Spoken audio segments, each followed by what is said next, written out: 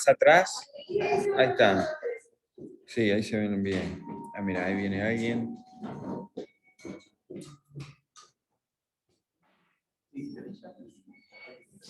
Después les paso el video. Dale, dale. Sí, yo lo tengo. No.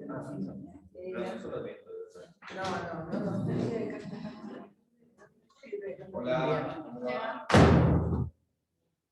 Bueno, voy a ir.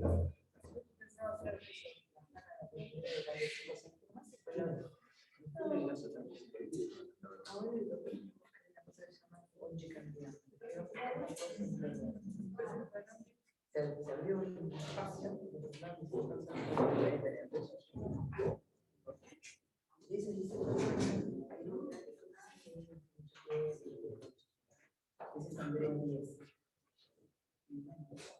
espacio. Vale. Bueno, arrancamos.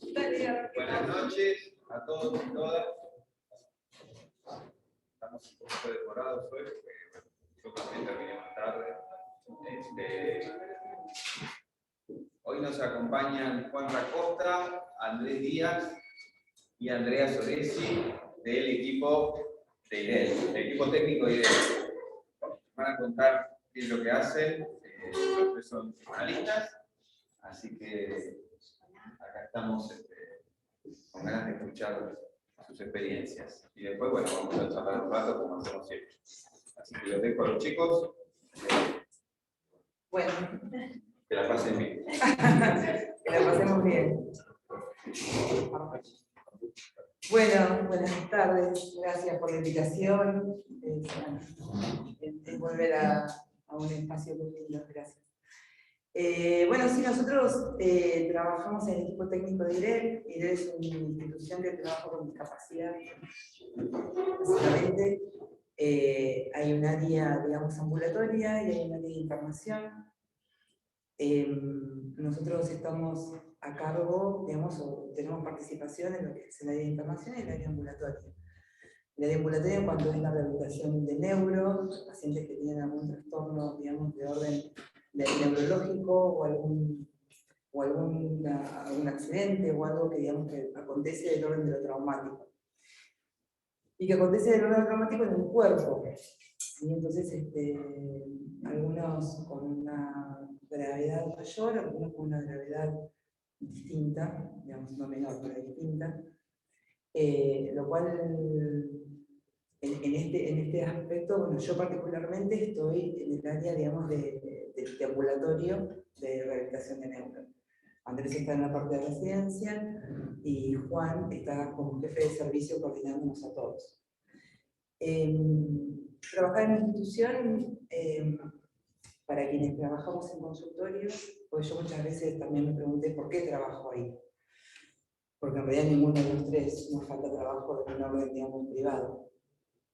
Pero es cierto, quizás yo particularmente el trabajo en consultorio es muy solitario, entonces trabajar en una institución a quienes trabajamos en el mundo PSI nos da una conexión con un equipo de trabajo. En este caso nos da conexión con un tipo de paciente que muy probablemente el consultorio en lo privado no llega nunca. Es como el paciente grave psiquiátrico, o sea, el paciente psiquiátrico más complejo que uno tiene en una clínica psiquiátrica, es poco probable que llegue a un consultorio privado. Entonces, bueno, da otro tipo de perspectiva, de apertura, un acercamiento distinto al paciente. Cuando Juan me planteó esto de charlar un ratito juntos, estábamos de acuerdo de decir, bueno, un poco los tres, si bien los tres sostenemos la ética del psicoanálisis como la ética del sujeto y la ética que de alguna forma, digamos, responde a poder construir una transferencia, a poder tener una valorización del sujeto en cuanto inconsciente y particular. También es cierto que hay variables que son inexorables, o sea, las variables institucionales, las variables desde la obra social hasta las gerencias o las comisiones directivas, depende de cómo se plantee. Por lo cual también hay que tener una cintura bastante, digamos, permeable para poder, digamos, anudar de alguna forma y poder trabajar con el paciente pudiendo sostener una ética que nos avala y que de alguna forma nos permite trabajar con el paciente. En cuanto al trabajo ambulatorio, lo que yo les puedo contar, chicos, es yo trabajo particularmente, digamos, en mi consultorio con una clínica totalmente distinta. Yo lo que le contaba a Juan o bueno, a Teresa es más reciente, digamos, que eso hace menos tiempo al equipo. Y yo le decía a Juan que en estos años hay conceptos que yo fui entendiéndolos desde otro lugar, ¿no? Como que hay cosas que le acontecen al sujeto y uno puede decir, bueno, ¿por qué a alguien le acontece de una forma y a otro de otra? Si en realidad el acto es el mismo.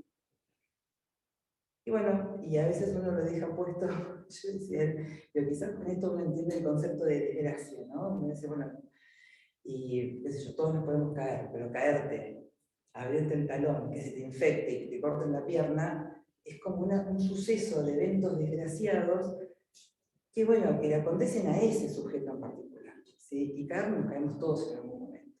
Pero que, en este tipo de instituciones hay variables más allá de las personales que son muy complejas, porque es la variable social, la variable familiar y la variable económica educacional. Yo, en estos años me tocó recibir a alguien que fue compañera mía de secundaria, por lo cual fue tarea mía, estudiamos juntas, de mi misma edad, formada, universitaria, trabajando en la universidad, y empezó con una esclerosis múltiple, compleja y bastante, que avanzó con mucha rapidez. Claramente, en este tipo de pacientes, yo siempre lo digo, voy a decir de forma bastante simple, pero tener dos en el frente, dos pesos que te sobran, y un poco de inteligencia marca la diferencia en cuanto al destino de ese sujeto. O sea, y poder, en este caso, tener a alguien que pueda direccionar algo de eso, porque muchas veces nosotros es necesario y a veces urgente intervenir en lo real de las circunstancias y la vida del sujeto.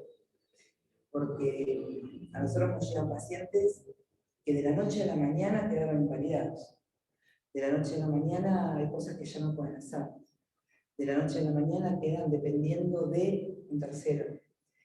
Y que si bien en algunos procesos es tiempo, trabajo para recuperar algunas cosas, en otros es duelo. En realidad en todos es duelo, porque hay algo que se duela después de un trauma que acontece por un accidente o por una ACV o por algo que irrumpe en el cuerpo. Se irrumpe en el cuerpo y el cuerpo queda fragmentado. Pero no fragmentado a lo psicótico claramente, queda fragmentado a lo real del cuerpo, que hay una parte del cuerpo que no funciona más, o que no, a una mano que queda inhabilitada.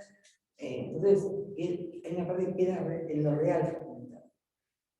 Entonces, el poder, digamos, de este lado, poder intervenir en una familia o en una pareja o en una asociación familiar, que uno pueda, a través del conocimiento que tiene el paciente, a partir de la transferencia que se pueda ayudar al paciente, poder intervenir en lo que uno supone, por lo que escucha, que es lo mejor para el paciente.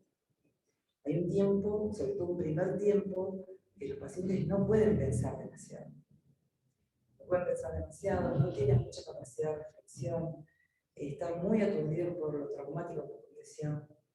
Entonces, que nosotros podamos tener un acercamiento, generar una transferencia, respetar ese tiempo, pero mientras tanto, digamos, esa persona se tiene como que adaptar a una vida totalmente nueva, en lo más simple de la palabra, realmente hay muchas cosas. Y después, también es cierto que el avance de esa situación, muchas veces nosotros lo vemos, depende de la personalidad previa de esa persona. Si hay una personalidad previa a lo que aconteció, a lo traumático que aconteció, que va a definir también que alguien tenga un desarrollo, tenga una subjetividad puesta en eso que le pasó, ¿sí? Entonces, si yo tengo, digamos, una paciente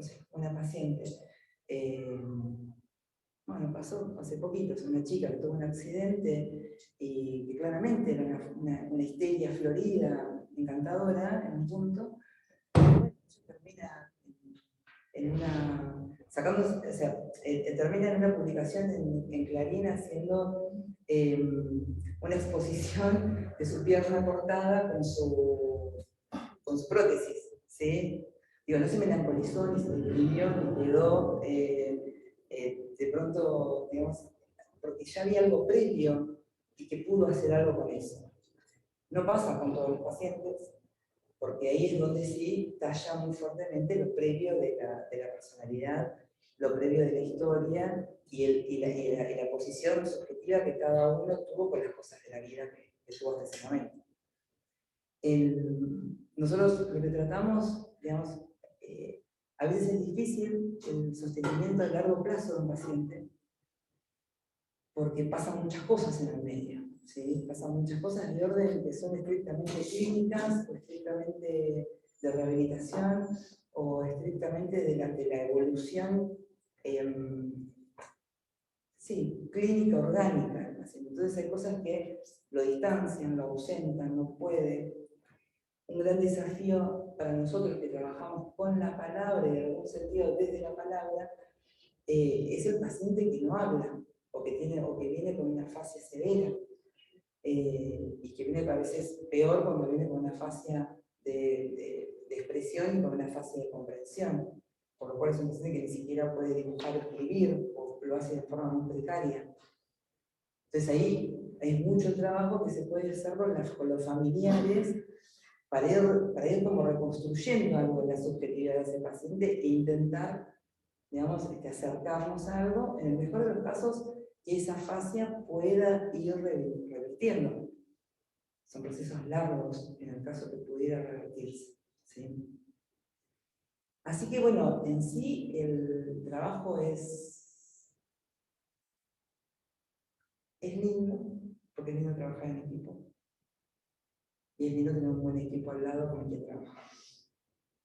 Es desafiante en cuanto a la subjetividad personal que hablo por mí de cada uno, porque es esto de también, siempre un poco hacemos el chiste con una colega que decimos, bueno, me dicen, bueno, si un día me ves así, hacemos un nudo y tirame el arroyo.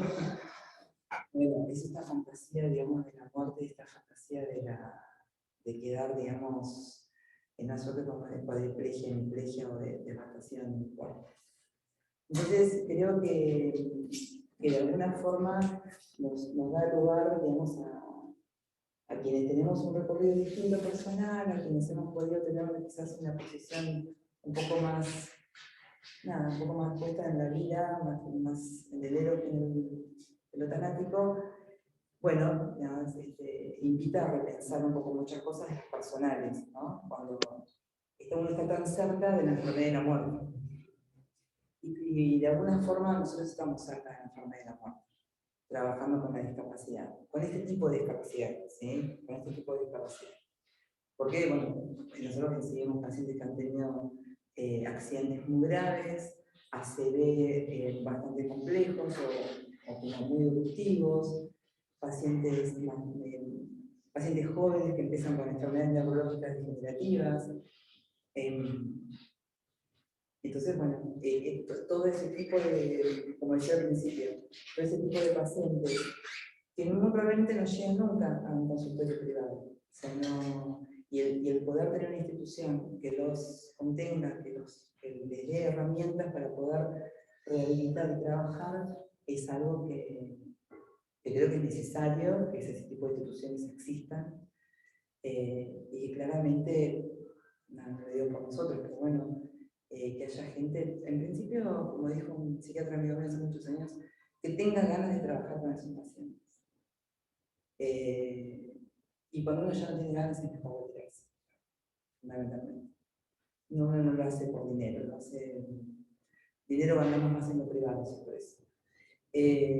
Entonces, bueno, si uno tiene ganas de trabajar con esos pacientes, con ese tipo de pacientes, a mi criterio, está bueno seguir en ese espacio. Cuando uno ya perdió las ganas, es mejor retirarse. Pero bueno, nada, los dejo a mis compañeros, perdón. No sé. Hasta luego. No, perdón. No, excelente. La verdad que yo te escucho, estoy tan contento de tener gente como vos, como Mati. Faltan dos colegas, Belén y Mica, que trabajan en el equipo de niños, que son también, la verdad que el equipo PSI de IREL es un gran equipo. Cada uno trabaja, las chicas trabajan en la parte de neuropediatría, Andrés en la internación y Andrea en la parte de ambulatorio. Yo soy un poco el más viejo del equipo. Cuando yo ingresé a IREL había una sola psicóloga trabajando, que el tiempo de estar, pero había una sola psicóloga. Cuando me incorporé yo fui el segundo y hoy somos 5. Yo creo que eso también habla de la institución, del valor que se le da a la palabra, a lo subjetivo, a toda esta cuestión que tenemos una institución que nace para darle respuesta a la epidemia de la poliomielitis hace 64 años. Ayer cumplimos 64 años. ¿Ayer no? Sí, ayer. Ayer cumplimos 64 años. Nace en ese momento, o sea que nace para dar respuesta a una cuestión infantil y además bien del cuerpo, donde lo subjetivo, y en esa época no sé si tenía mucho lugar. Hoy sigue siendo un centro de rehabilitación integral, hoy es más de adultos que de niños, si bien tenemos un equipo de niños también es de lujo, y próximamente tenemos internación pediátrica, pero se le da un lugar a lo subjetivo y a la palabra, al sí, que está muy bueno. En ese sentido, podemos seguir trabajando ahí. Esto que decía Andrés no es una pavada, realmente no lo hace desde lo económico, todos cobramos y a todos tenemos que vivir de algo, pero si no hay un equipo que contenga y que se le dé lugar a esto que uno hace y que se lo escuche. Yo he estado en otros equipos donde cuando el psicólogo habla, digo que no hay mucha repercusión, y es muy incómodo, muy difícil estar en esos espacios. Que haya una institución como esta que se le dé lugar a eso, que lo escuche, que se le dé importancia. En las reuniones de equipo, cuando Andrea habla, todo el mundo está esperando esa palabra, ¿sí? Porque ante una situación de mucho conflicto, que parece sin salida, en situaciones de mucha vulnerabilidad en todos los aspectos, pacientes sin ningún tipo de recursos, que tienen una situación de devastación en su cuerpo terrible, que además es abrupta porque es de un día para el otro, que no tiene ningún tipo de cobertura. Una situación para el que intenta abordarla, para el equipo que intenta abordarla, difícil, que te genera malestar, angustia, y cuando aparece la palabra de Andrea o de Andrés en la internación o de los chicos de la parte pediátrica, transmiten una calma al equipo y una luz que está muy buena y que se han sabido ganar los chicos con mucho profesionalismo. Así que por el lugar que ocupo, un poco tengo que ir evaluando los diferentes equipos y los diferentes recursos que tenemos. Y soy consciente que hay recursos, me gusta hablar de recursos, suena medio empresario, pero hay personal que hay que seguir capacitándolo, que hay que seguir trabajando, y hay otro personal que es digno de los mejores lugares para aprender. Cuando Osvaldo nos invitó a venir acá, yo muy tranquilo, porque sé que el equipo es impecable. En otros espacios seguimos trabajando. Yo particularmente no hago clínica, no atiendo pacientes, en algún momento atendí. La verdad que me pasó un poco esto que dice Andrea, sentí que ya no tenía ganas de eso, me costaba mucho, me pesaba, me era muy difícil. Prefería seguir en mi consultorio la parte clínica. Yo siempre hice gestión en IREL, me dediqué exclusivamente a la gestión y hoy no veo pacientes, hago solamente la gestión de los equipos. Pero bueno, nada, estoy muy contento con los equipos. Bien.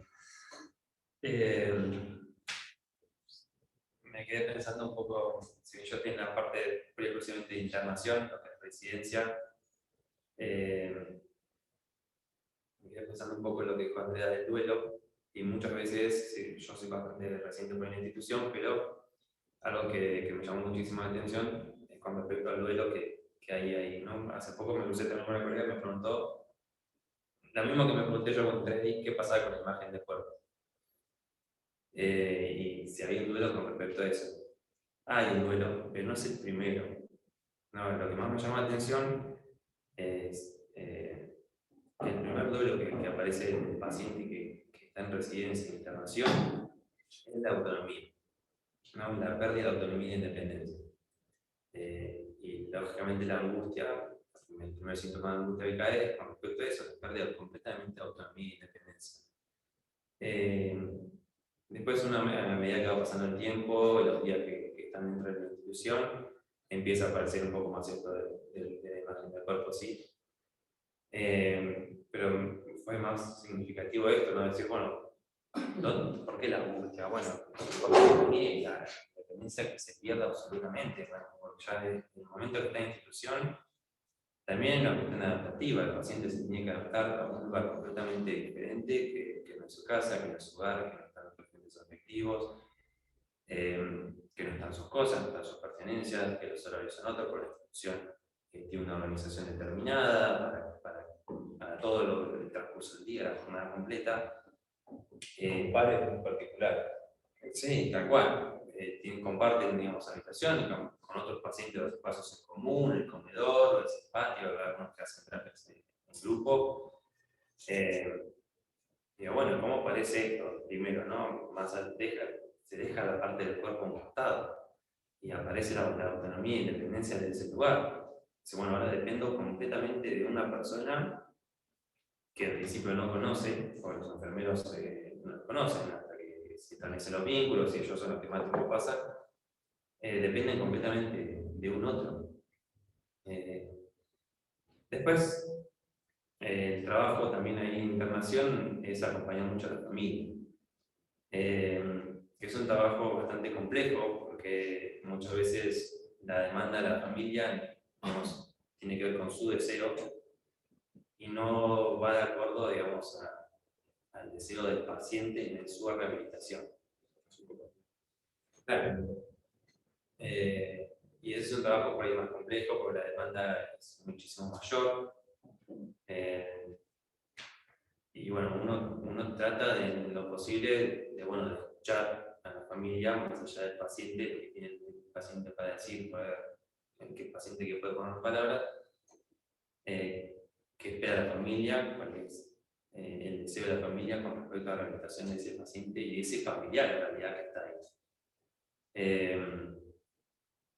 El acompañamiento, uno tiene que, Andrea hablaba de cintura, bueno, sí, se requiere mucha cintura para poder trabajar con la familia de manera constante. Si bien uno trata en lo posible de responder, uno también tiene que limitar un poco ahí, ¿no? Si no, digamos, la demanda es constante las 24 horas del día. Entonces, como rol, uno tiene que poder ubicar también a la familia y al paciente, digamos, dentro de la institución o fuera de la institución. Aparte, perdón, también hay una cuestión que hay que de alguna forma negociar todo el tema entre la realidad y la fantasía que genera la rehabilitación eventual de este tipo de pacientes. Claro. Y la fantasía siempre es frustrante, siempre genera frustración porque esa fantasía inicial, sea del paciente o del familiar, siempre va a generar frustración porque nunca va a ser lo que ellos fantasiosamente esperaron de que va a acontecer. También es cierto que a veces nosotros tenemos que lidiar en esta visión decepcionante del sujeto, ¿no? Que a veces es lo que nos cuesta a veces con otros colegas de otras áreas. Bueno, pero si tiene ELA, tiene ELA, en 6 meses se va a morir. Bueno, no sé si en 6 meses o en 1 año, o en 8 meses o en 2. No sé, tiene ELA, una enfermedad súper chota, donde la vives, pero ¿qué hacemos? No lo atendemos al paciente, no lo acompañamos, seguimos. A veces aparece una frase que medio que la tenemos prohibida, pero aparece, la tenemos prohibida porque nos parece que es medio aberrante, que es no hay paciente. No, desde el área, los que trabajan la parte motora, encuentran que no hay un objetivo motor para trabajar. Y no tienen la formación que tenemos nosotros, está bien que no la tengan y está perfecto en eso, pero lo primero que les sale decir es: no hay paciente. Es fuertísimo. ¿Qué hay entonces? ¿No? ¿A qué estoy viendo yo? Y es que no hay nada para trabajar. Claro, fuertísimo porque el abrazamiento subjetivo. Total. Que más allá de lo traumático que ese sujeto le aconteció, ese sujeto es esta mirada abrasadora, no hay. Como si, bueno, no hay una pierna, pero esto no hay. No, eso aparece, sí, tal cual. Aparece cuando el paciente no tiene capacidad cognitiva. Piensen, paciente que tiene una amputación es un paciente que nos encanta trabajar, porque es el paciente que responde, que hay algo para hacer, que no es frustrante para nada, porque con una prótesis va a caminar, hay que enseñarle a caminar. Es un paciente que es entretenido, que nos enriquece en ese punto. Piensa en el paciente que no va a evolucionar, que es un paciente que está postrado. Me da duda cómo trabajan con una persona que no habla y que tampoco dibuja, como decías vos, ahí, ¿qué haces? Lo que pasa es que, bueno, en cuanto al ambulatorio, en principio se trabaja con la familia.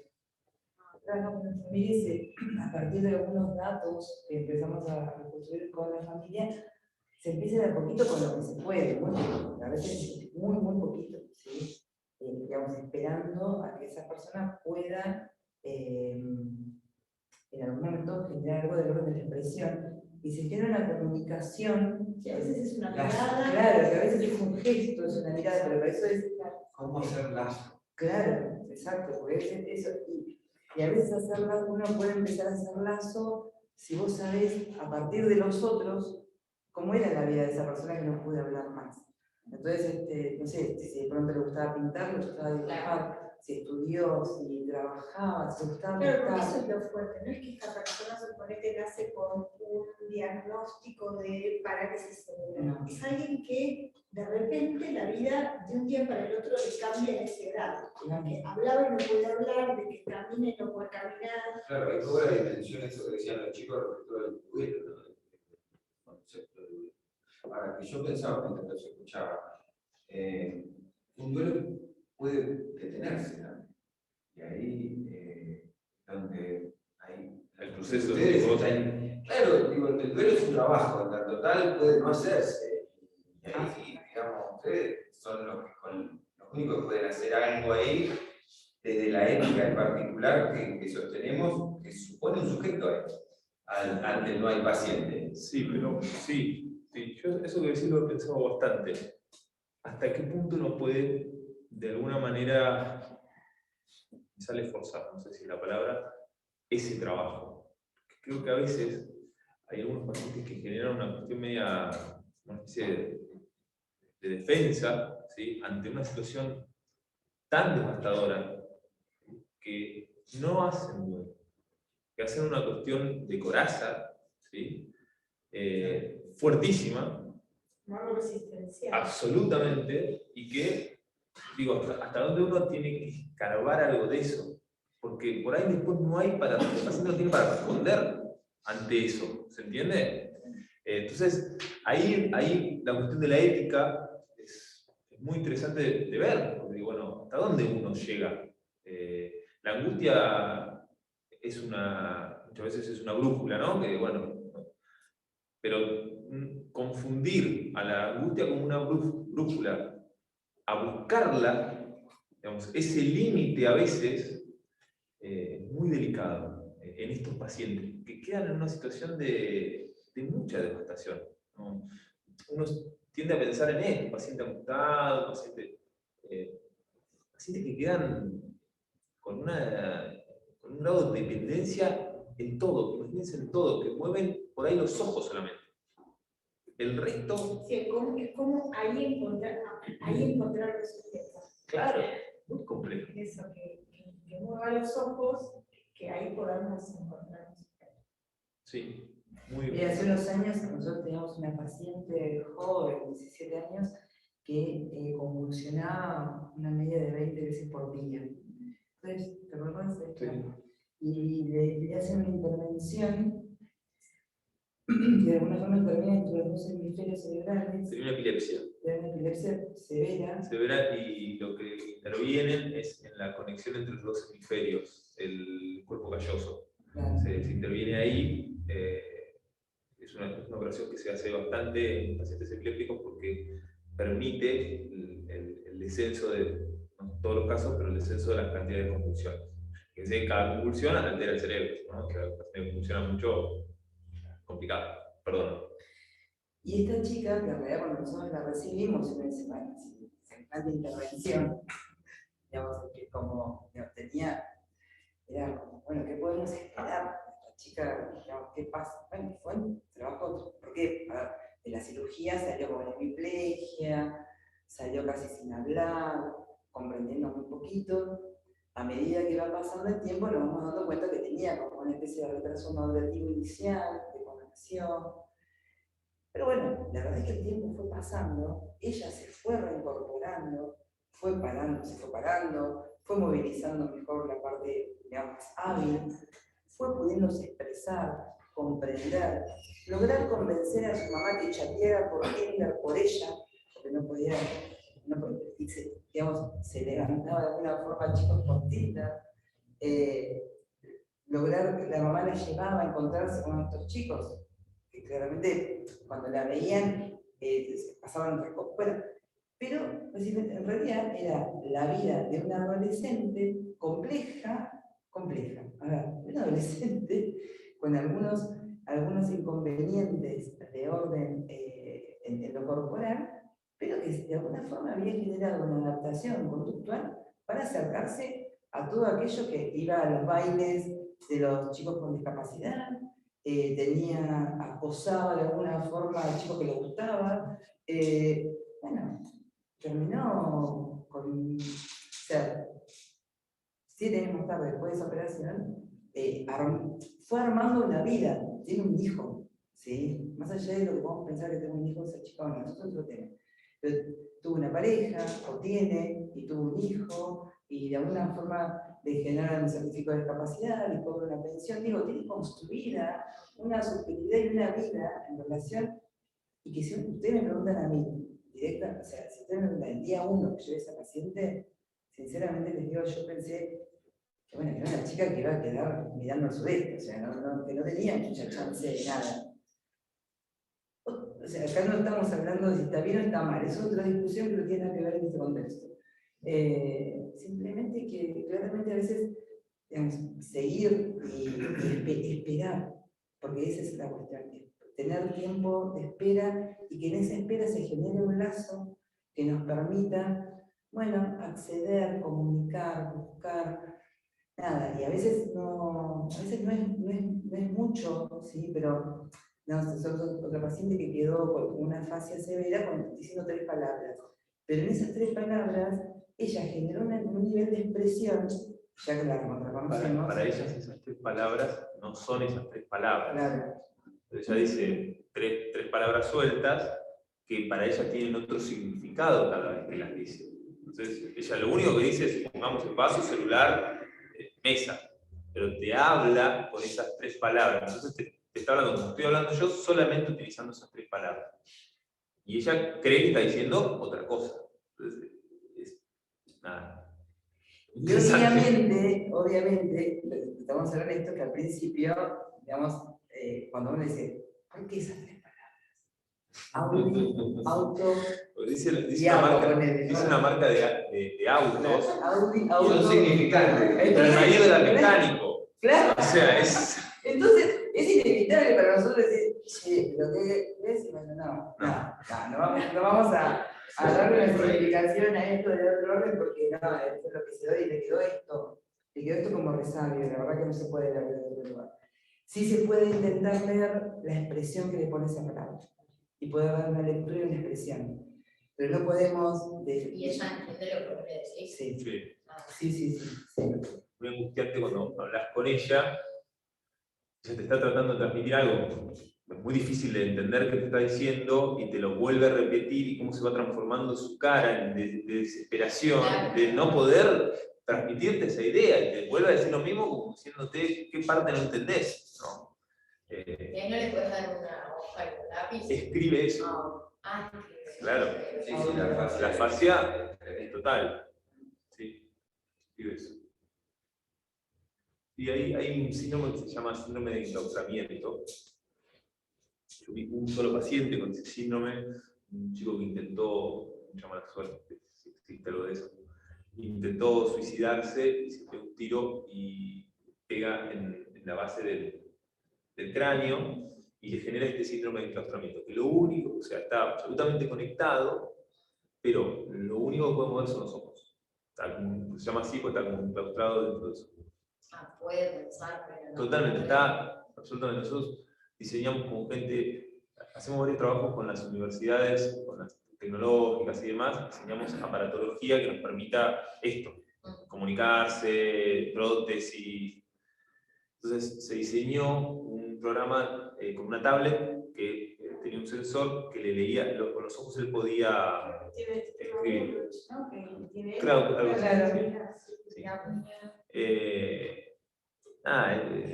Se lo llevábamos, qué sé yo, era con pictogramas, porque no alcanzaba, el sensor no era tan fuerte, entonces no podía escribir palabras, sino que iba con los ojos, con la mirada. Con la mirada él iba imágenes. Entonces, hicimos todo un trabajo nosotros de preguntarnos qué nos gustaría comunicar para hacer los pictogramas.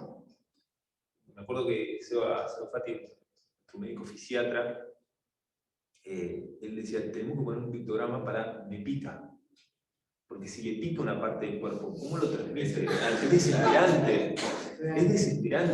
Es básico, pero... Claro, pero uno no lo piensa. Y si uno le pones un pictograma de eso, ¿cómo te dice el tipo que hay una parte del cuerpo que le duele o que le pica? ¿Sí? El dolor. A mí ponen una pistolita. Ya lo había intentado. Termino el laburo. Sí. Ya lo había intentado. Él decía que quería, muchas veces lo escuchamos esto, que quieren rehabilitarse para poder terminar lo que empezaron. Bueno, eso que vos decís es otro tema. Yo estoy pensando en la violencia. Claro.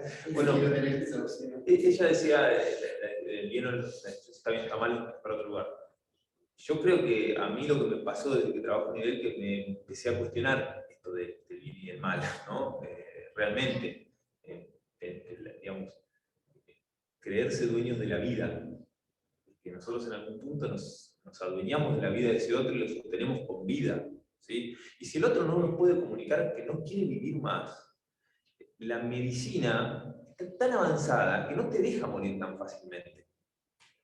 Enseguida te ponen un respirador, tenés que realmente desprenderte mucho de la vida para poder morirte. Hay personas que uno lo ve que decís, no quiere pelear más, ya está, quiere partir. Y bueno, hay todo un intento de rápidamente hacerlo, conectarlo de alguna manera. Toda una discusión, creo, muy compleja, ¿no? Muy compleja. Pero que nosotros estamos cerquita de esos pacientes. Entonces, en la diaria es como que uno dice esto que decían, ¿no? Bueno, si me pasa a mí, qué sé yo, qué haría, ¿no? Pero bueno. ¿Cómo abordan esos temas desde la ética del psicoanálisis? No desde la moral, sino desde la ética del psicoanálisis.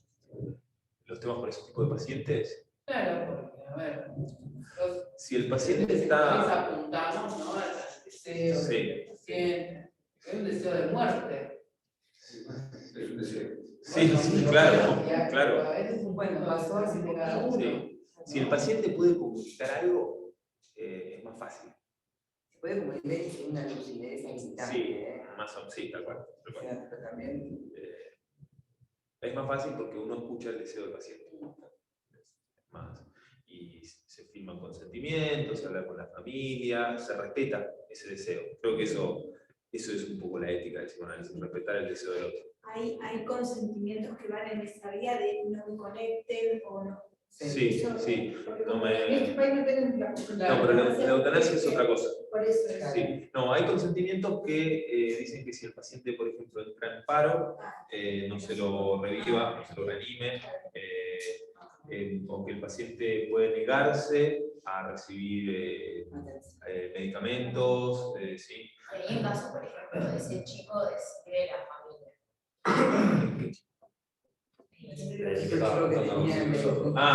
Sí, no, bueno, él estaba lúcido, así que él podría decidir, ¿sí? No le pusimos el dibujito de la pistola, pero claro, pero podría decidir en ese caso. No es nada sencillo llegar a ese punto de que el paciente tenga que decidir esto. Las veces que hemos tenido que atravesar eso, es muy difícil hablar con la familia. Muchas veces cuando el paciente se ve en la situación de tener que firmar ese consentimiento, vuelve para atrás. Sí. No, ¿sí? O sea, no sirve. Bueno, nos ha pasado pacientes que sí, que lo firman y que están de acuerdo, y la familia está de acuerdo, y bueno, creo que eso es lo más ético. Cada otra parte de toda esta historia que es el sufrimiento. Digamos, el padecimiento, pero el sufrimiento me parece que tiene que ver con otra cosa. Y hay una cuestión de la relación que nosotros tenemos con el sufrimiento del paciente, más allá del padecimiento. El padecimiento a veces se liga más a la cuestión más neurótica, más subjetiva. El sufrimiento que tiene que ver muchas veces con lo real del dolor del cuerpo, ¿sí? El no poder hacer muchas cosas, el sentir dolor constantemente. Y eso genera mucho sufrimiento. Es un sufrimiento que claramente tiene un componente emocional, que tiene un componente psíquico, pero que viene que no podemos nosotros negar que hay un componente corporal, o del cuerpo. ¿Sí? Si alguien que de pronto de la noche a la mañana tiene un problema y encima lo operan y tiene, qué sé yo, 15 clavos, 30 placas y 3 costillas fracturadas esperando a que se recuperen, y le duele, realmente le duele, sufre. Y esto que decía Andy, bueno, más allá de la pérdida de la autonomía. Que si en ese paciente empieza en breve, 2, 3 semanas, 4, a haber algún tipo de mejoría global, hay una posición subjetiva un poquito más optimista, lo cual para nosotros favorece muchísimo el trabajo, porque bueno, hay otro tipo de apertura a poder conversar algunas cosas. Si no es esta cuestión de que quedan melancolizados en un sinsentido, ¿no? Decir, ¿para qué? ¿Para qué rehabilitar? ¿Para qué hacer otra cosa? ¿Para qué lo otro? ¿Para qué vivirlo? ¿Para qué vivir de esta forma? Lo cual, cuando se abre esa pregunta en el paciente, bueno, es una pregunta que hay que, digamos, ir como reconstruyendo algo, porque la verdad que hay un montón de cosas que se pierden. Nosotros también vemos en la clínica que, en la clínica de todos, en estos pacientes en particular, que hay algo de lo real que se perdió, ¿sí? Que si hay, repito, un poco de lucidez, un poco de reflexión y un poco de historia previa, se puede reconstruir el otro, ¿no? O sea, no como una conducta compensatoria, pero sí de alguna forma adaptativa, en lo más amplio de la palabra. Y que pueda, digamos, seguir ayudado al deseo, a la vida, a poder hacer otras cosas. Y nosotros lo hemos visto con pacientes realmente que han tenido evoluciones óptimas. Entonces, a veces la discapacidad, en cuanto una cosa es la enfermedad degenerativa, que necesariamente lo degenerativo como concepto es muy terrible si lo pensamos, porque no tiene vuelta atrás, o sea, no tiene, en ningún momento del proceso va a tener una vuelta atrás, una recuperación. Lo mejor que puede pasar es que ese paciente se crea, que se puede amesetar con el tiempo y tratar de estar lo más estable de la meseta posible. Pero ¿por qué digo que se crea? Porque nadie tiene la barra de eso, ni nosotros, ni el médico, nadie sabe cómo eso va a pasar. Entonces, esas cuestiones degenerativas que son bien dentro del sistema nervioso central, eso es complicado porque, digamos, uno va viendo en el paciente como nosotros tuvimos un paciente que quisimos mucho, que un chico joven, que era bombero, que tenía 2 hijos, casado, y tenía ELA, un chico grande, más atropelló, grandote, bombero, etc.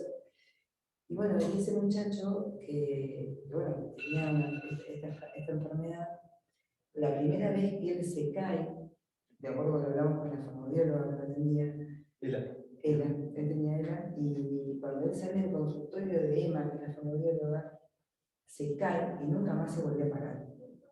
Ya caminaba con dificultad, el segundo se cae, y nunca más, de ahí en más siempre anduvo en silla de ruedas.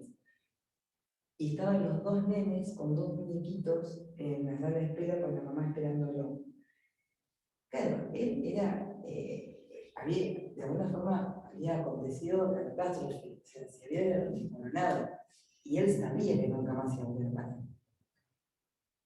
Y este chico, ¿qué hizo? Desde el piso se puso a jugar con los hijos. ¿Sí? Se puso a jugar con los hijos como que eran los superhéroes que tenían los nenes, que estaban escapando y por eso había caído. Y quedó como un juego que para él fue un acto de amor increíble, y para la subjetividad de sus hijos no fue cualquier cosa. ¿Entendés? Para el equipo fue terrible, nos fuimos todos llorando, angustiados, una situación durísima para el equipo. Que nosotros estábamos viendo La vida es bella, estábamos viendo la película. Era una situación que durante años, esto pasó hace varios años, Sí. durante años lo seguimos recordando y lo seguimos hablando y sigue siendo también para el equipo la subjetividad es. Sí, cuando el hombre lo real, como qué recursos tiene cada uno para verse las condiciones. Claro, exacto. Eso es el orden de lo singular. Sí, totalmente. Sí, totalmente. Yo quería preguntar sobre niños. El área de niños tienen 2 psicólogas y Sí. otros componen el equipo. El equipo de niños está compuesto por un neurólogo infantil, por 2 terapeutas ocupacionales, por una kinesióloga, nutricionista, fonoaudiólogas, psicopedagogas, psicólogas y asistentes sociales. Bastante grande. Sí. ¿Con qué población de niños trabajan? ¿Cuáles son los pacientes? Vos decís a nivel tipo de patología, ¿te referís vos? Sí. ¿Qué niños llegan, sí. digamos? Bueno, recientemente tenemos un programa de SEA, de condición del espectro autista. ¿De qué? Disculpame. De SEA, condición del espectro autista. La verdad que hay muchísimos casos de eso, así que nosotros vamos a dar respuesta a lo de eso, que estamos con muchísima demanda de eso, muchísima. Los profesionales que trabajan ahí tienen mucha experiencia en eso, se los conocen, entonces bueno, nada, tenemos mucha demanda de eso. Pero esto es reciente, generalmente trabajamos con pacientes más motores, ¿sí? Parálisis cerebrales, o problemas genéticos, no sé qué otros diagnósticos. Después hay diagnósticos que son, como decían, degenerativos, es decir, que se van cronificando con el tiempo, síndrome de Down, que generalmente tienen asociada alguna patología a la condición, digamos. Pero más o menos esa es la población. Después hay diagnósticos que son, a nosotros nos pasa eso tanto en niños como en adultos, que tenemos una casuística muy grande y recibimos diagnósticos hiper raros, muy raros, que los neurólogos por ahí son más cuestiones médicas, o el fisiatra, la fisiatra, tienen que consultar con otros especialistas, estudiar, pedir exámenes genéticos y demás, porque son diagnósticos muy raros que como centro de rehabilitación, somos un poco de referencia no solamente en la ciudad, sino en la zona, terminan llegando con nosotros. Y esto que vos nombraste del autismo, ¿cómo lo trabajan? Porque digamos, ¿cómo lo trabajan? claro, porque SEA o TEA, digamos, como que no. El diagnóstico en sí, digamos, bueno, desde el DSM-5, digamos, Sí. si no sería un abordaje de psicoanálisis. Bueno, no, las psicólogas no lo abordan desde ahí. Claro. Se aborda desde otro lugar. No, Lo porque que hace. aparte, claro, Sí. el tema es que por ahí es un perfil de niño, digamos, que aunque tiene severas quizás inconvenientes en cuanto a la escolarización, o sea, como en todo hay una serie de grados, ¿no? Y de recursos posibles para poder ser utilizados desde lo personal de cada niño. Acá muchas veces en este tipo de instituciones, digamos, el espectro autista que llega es como, a ver, es severo, en el sentido de, por eso sí, el abordaje es muy Sí. de otro orden. Sí, de todas maneras, es toda una discusión que vos planteas. Suelo yo tener con el Y ya al neurólogo. hablar de espectro no hablamos del psicoanálisis. No, hablamos del pero sí, de hecho, Juan, neurólogo, con el que yo suelo discutir muchísimo por este tema, él lo que me dice es que el psicoanálisis no tiene mucho para decir de esto. Y es neurólogo. Claro. Además es contigo, así que Claro. yo me peleo muchísimo con él. Sí. Las reuniones de niños son reuniones muy interesantes. Primero porque tenemos todos mucha confianza y nos podemos pelear con mucha soltura y nadie se ofende. Entendemos que esto es laburo y están re buenas en ese sentido, porque nos podemos decir lo que realmente lo que pensamos. Y hay dos posiciones, una más desde el psicoanálisis y otra posición un poco más ortodoxa, más biologicista, más médica y demás. Y hay dos posiciones ahí, Juan por ahí encabeza esa, yo encabezo la del otro lado, y se generan discusiones muy interesantes. Yo considero que el psicoanálisis tiene mucho para aportar. Sí, más en diagnóstico temprano. Muchísimo. Bueno, él considera que no, y en eso, en la discusión, va apareciendo una síntesis de estas dos posiciones. Si bien las psicólogas hacen abordajes que no son estrictamente psicoanalíticos, creo que tienen su escucha psicoanalítica, ¿sí? Con las familias, con la institución, con los colegas, con el parte del equipo, no sé si con el paciente, creo que con el paciente el abordaje por ahí es distinto, pero sí hay algo de esto que decimos de la ética del psicoanálisis que es tenido en cuenta, que es escuchado. Claro, yo me quedé pensando también con algo que vos dijiste, que es esto de, en la medida que se pueda, dar lugar a la palabra, me parece sumamente importante, porque por ahí ya nombrar el dolor hace mover algo en el paciente. Sí.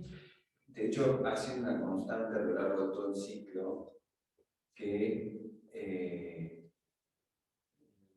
la posibilidad de que penetre en el orden institucional algo de la ética psicoanalítica es como en la clínica, sí, es subversivo, pero además es como en la clínica, es en los intersticios, es un segundo. Sí.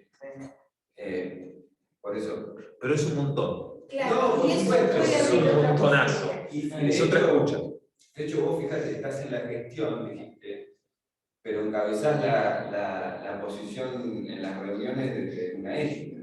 Sí, y en la gestión también. O sea, así lo haces entrar. Sí, la gestión también desde el psicoanálisis. Claro. Sí, haciendo gestión.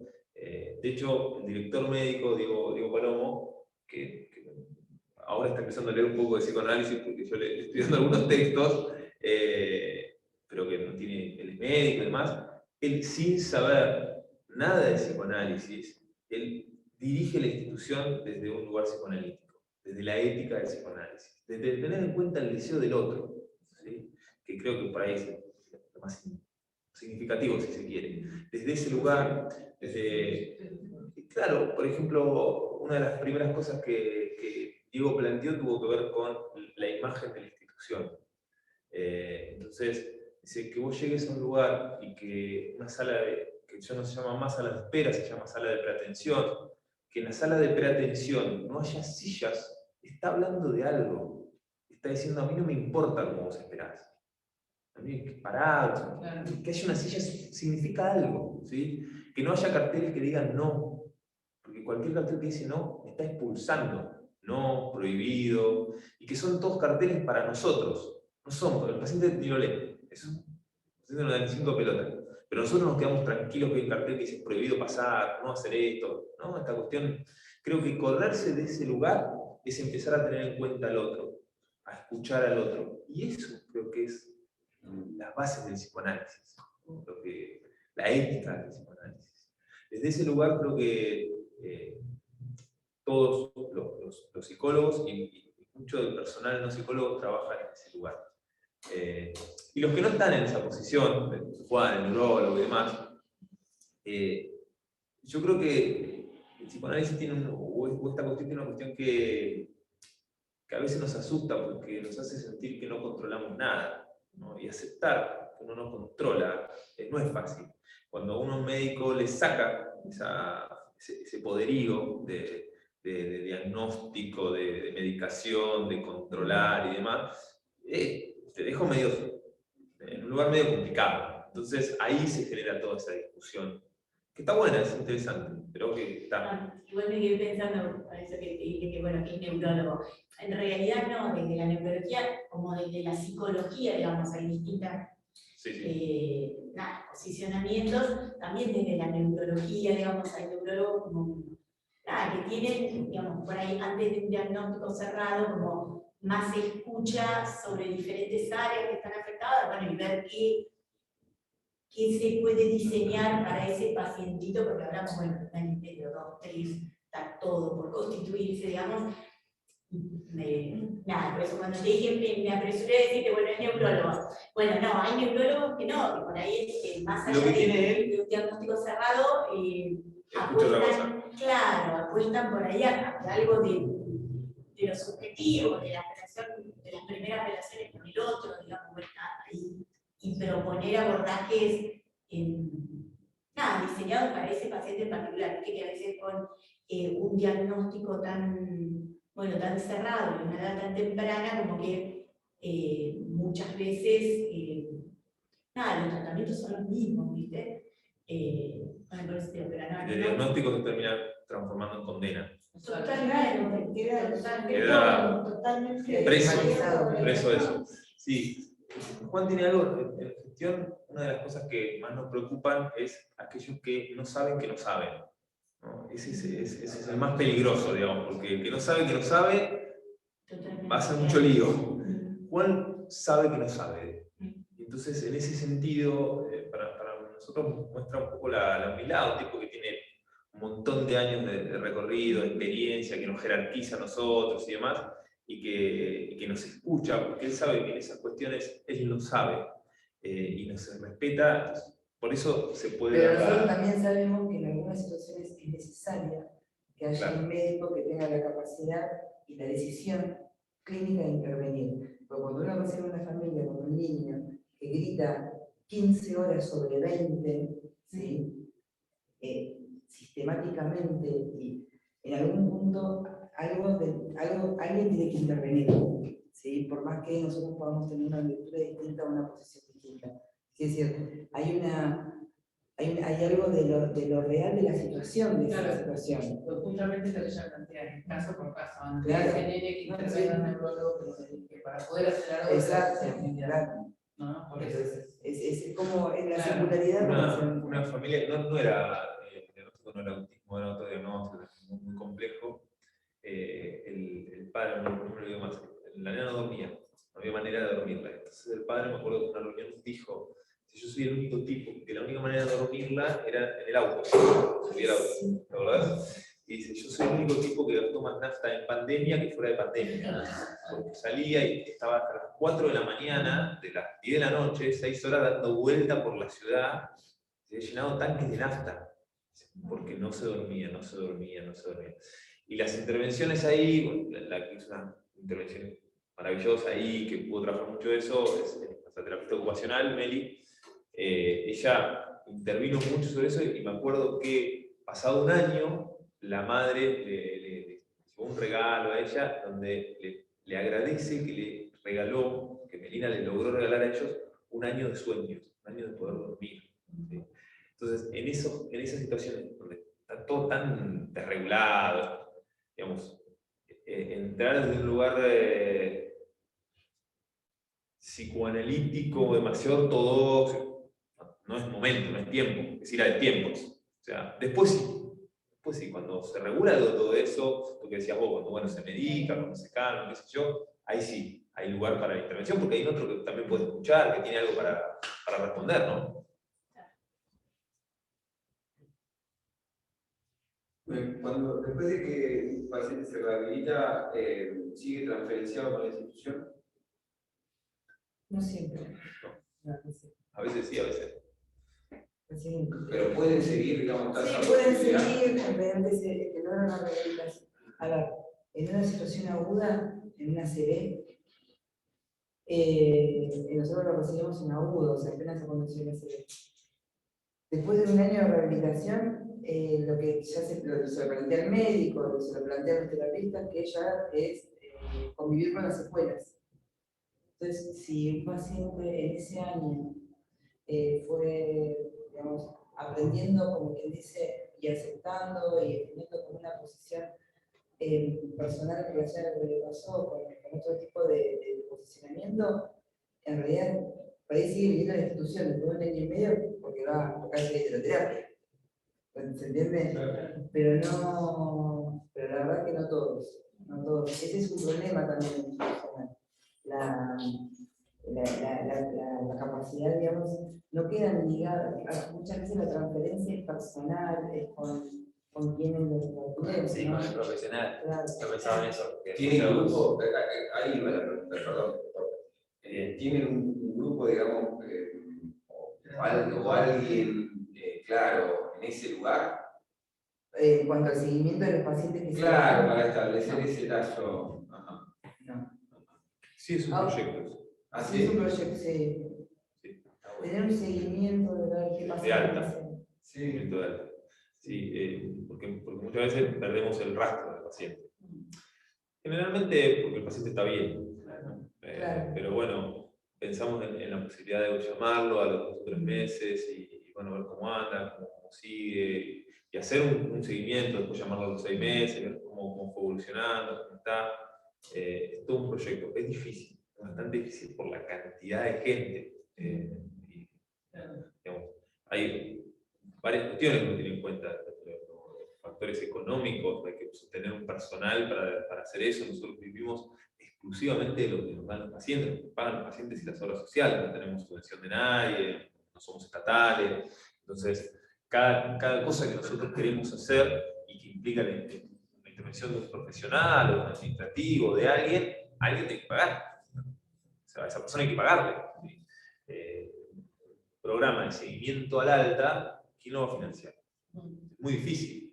Le vamos encontrando vueltas, formas solidarias, digamos, de que un paciente financia al otro porque ese después va a ser financiado por el primero y buscar algunas alternativas así, que nos parece que son las únicas que encontramos, no encontramos otras, pero son muy complejas, muy difíciles. ¿Y los criterios de internación de los pacientes?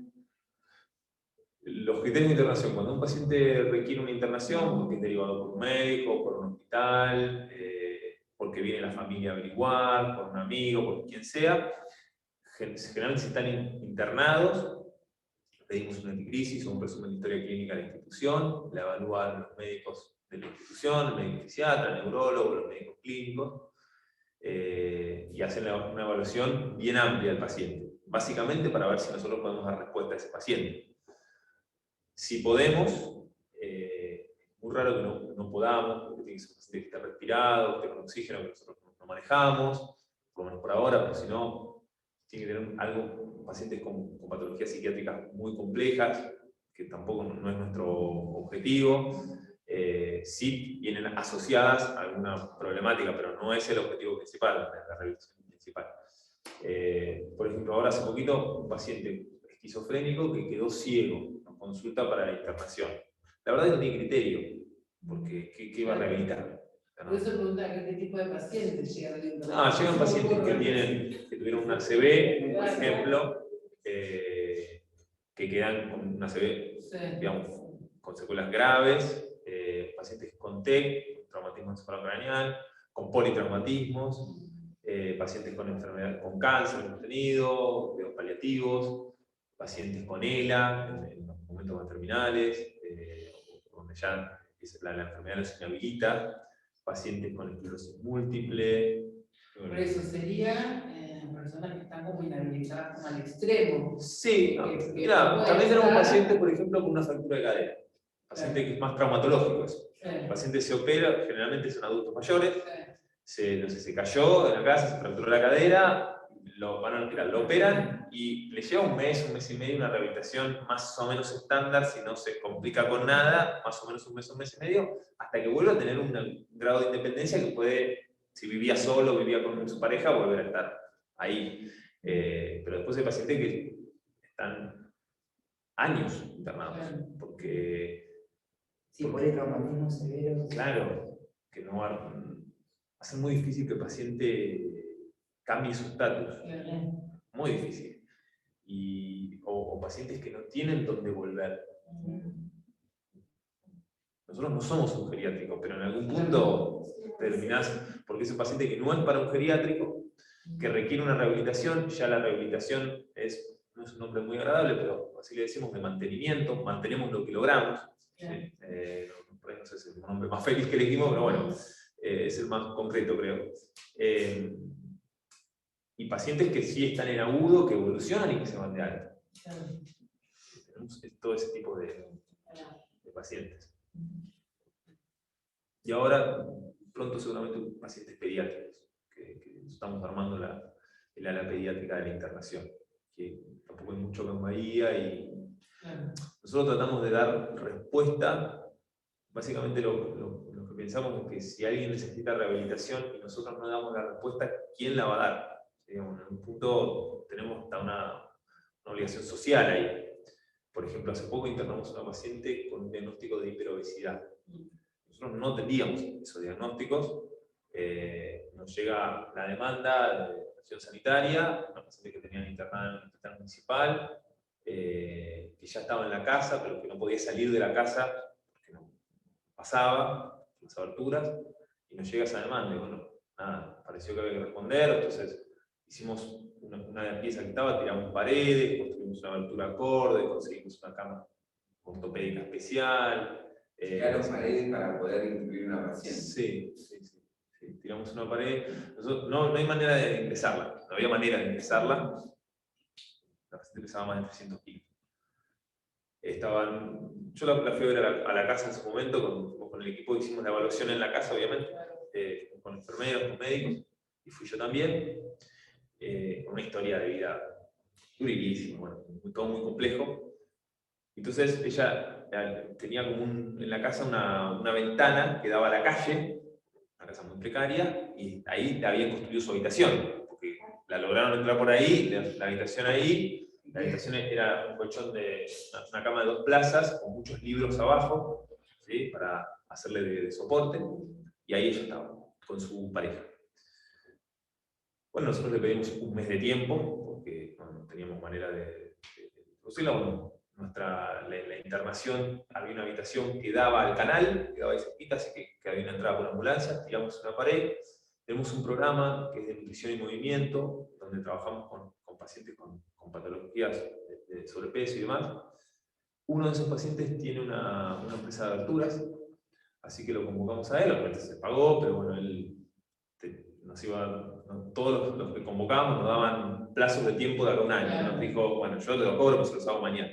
Así que él vino, entendía la patología que tenía esta persona también. O sea, se genera también una cuestión ahí medio comunitaria, muy interesante.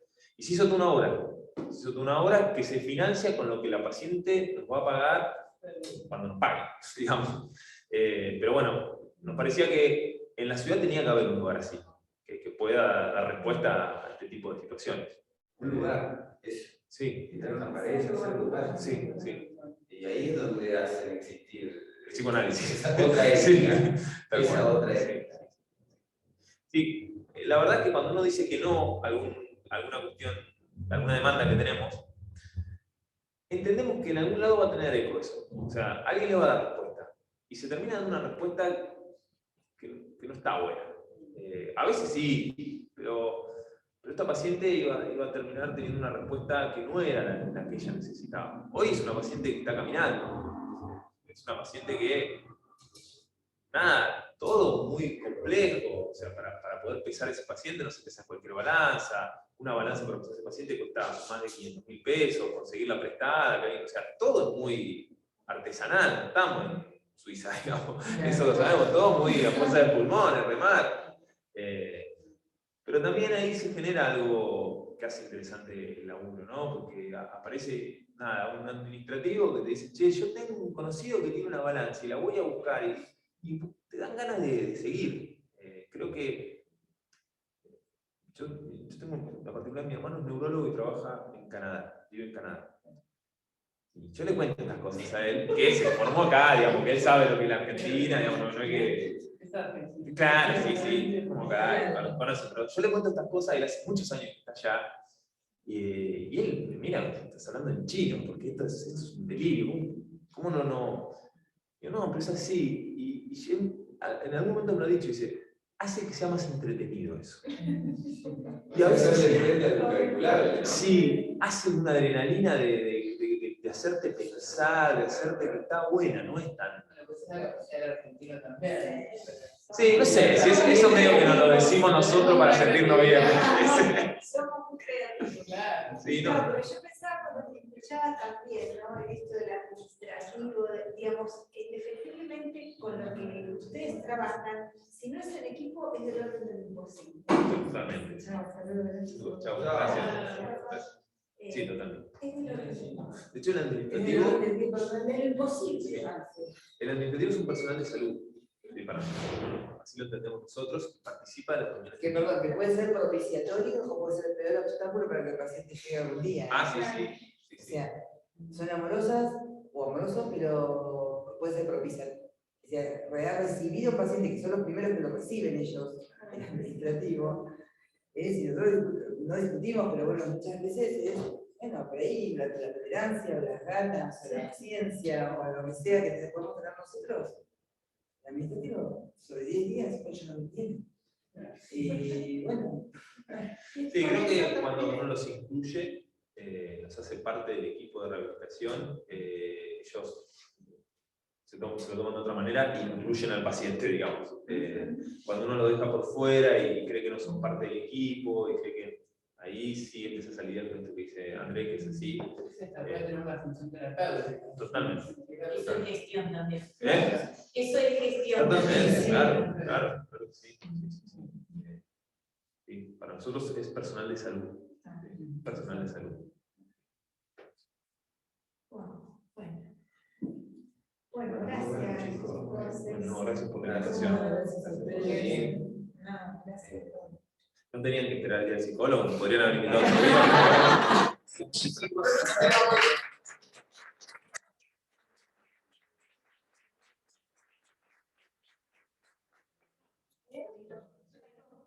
A ver, esperemos vernos en otras oportunidades acá y nunca en enero. Pero sabemos que nos encontramos con ustedes. Sí. Bueno, nos vamos a encontrar en la cervecería.